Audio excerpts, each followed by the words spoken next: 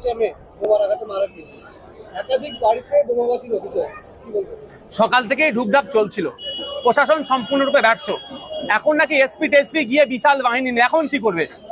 এখন কি করবে? একটা বাচ্চা মেয়ের জীবন চলে গেলে এখন ফোর্স দিচ্ছে।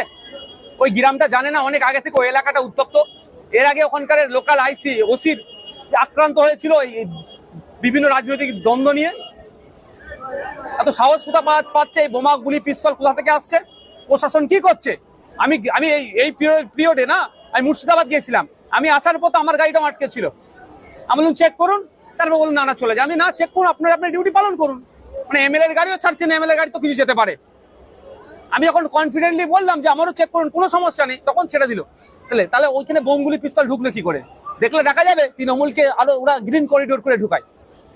এই দায়িত্ব রাজ্য সরকারকে নিতে হবে। আমি রাজ্য সরকারের প্রধানের ক্ষমা চাওয়া উচিত নিঃশর্তে, এবং এই সমস্ত